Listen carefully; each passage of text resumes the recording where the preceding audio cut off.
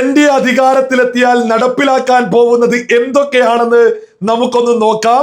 പാവപ്പെട്ട കുടുംബങ്ങളിലെ വനിതകൾക്ക് മാസത്തിൽ 2500 രൂപ റീചാർജ് ചെയ്യുന്ന ഭക്ഷ്യ ആരോഗ്യ സുരക്ഷാ കാർഡ്. പച്ചക്കറി വാങ്ങേണ്ടവർക്ക് അത് വാങ്ങാം, മരുന്ന് വാങ്ങേണ്ടവർക്ക് അത് വാങ്ങാം.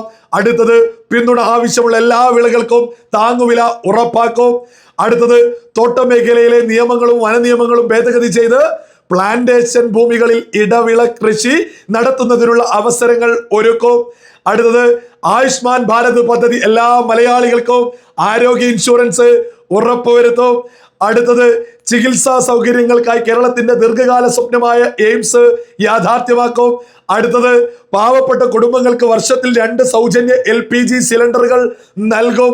ഓണത്തിനും ക്രിസ്മസിനും ഓരോന്ന് വീതം ഇവ ലഭ്യമാക്കും. അടുത്തത്, കേരളത്തിലെ ഓരോ വീടിനും പ്രതിമാസം 20,000 ലിറ്റർ കുടിവെള്ളം സൗജന്യമായി നൽകും.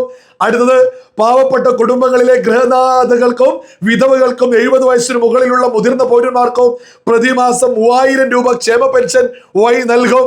അടുത്തത്, തിരുവനന്തപുരത്തെയും കണ്ണൂരിനെയും ബന്ധിപ്പിച്ചുകൊണ്ട് അതിവേഗ റെയിൽവേ ശൃംഖല സ്ഥാപിക്കും. അടുത്തത്, കൊച്ചി മെട്രോയുടെ എല്ലാ ഘട്ടങ്ങളും പൂർത്തിയാക്കും. കൂടാതെ തിരുവനന്തപുരത്തും കോഴിക്കോടും പുതിയ മെട്രോ സർവീസുകൾ ആരംഭിക്കും. അടുത്തത്, കേരളീയർക്ക് പുതിയ തൊഴിൽ നൽകുന്ന സംരംഭങ്ങൾക്ക് ഓരോ നിയമനത്തിനും 1 ലക്ഷം രൂപ വരെ കുറഞ്ഞ പലിശയിൽ ലോൺ ലഭ്യമാക്കുന്നു. അടുത്തത്, വിഴിഞ്ഞത്തെ ഒരു പ്രധാന വ്യവസായ കേന്ദ്രമായി വികസിപ്പിക്കും. അടുത്തത്, അടുത്ത 5 വർഷത്തിനുള്ളിൽ സർക്കാർ വിദ്യാലയങ്ങളിൽ ഇംഗ്ലീഷ് മീഡിയം വിദ്യാഭ്യാസം ഉറപ്പുവരുത്തും.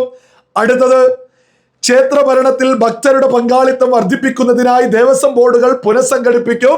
ഇതിലൂടെ ശബരിമല, ഗുരുവായൂർ തുടങ്ങി എല്ലാ ആരാധനാലയങ്ങളും സംരക്ഷിക്കും.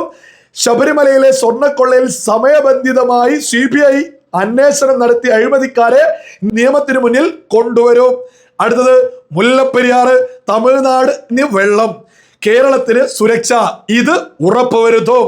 അടുത്തത്, ഓരോ കോർപ്പറേഷനെയും പ്രത്യേകമായ കേന്ദ്രങ്ങളാക്കി മാറ്റും. അതായത് തിരുവനന്തപുരം IT ഇന്നോവേഷൻ തലസ്ഥാനം, അതേപോലെ കൊച്ചി ഇന്ത്യയുടെ കപ്പൽ നിർമ്മാണ തലസ്ഥാനം, Kozhikode health care medical innovation hub, Thrissur കേരളത്തിന്റെ സാംസ്കാരിക വിനോദസഞ്ചാര തലസ്ഥാനം, കൊല്ലം സമുദ്രോൽപ്പന്ന കയറ്റുമതിക്ക് മുൻഗണന നൽകുന്ന അന്താരാഷ്ട്ര നിലവാരമുള്ള blue economic cluster, Kannur defence innovation hub.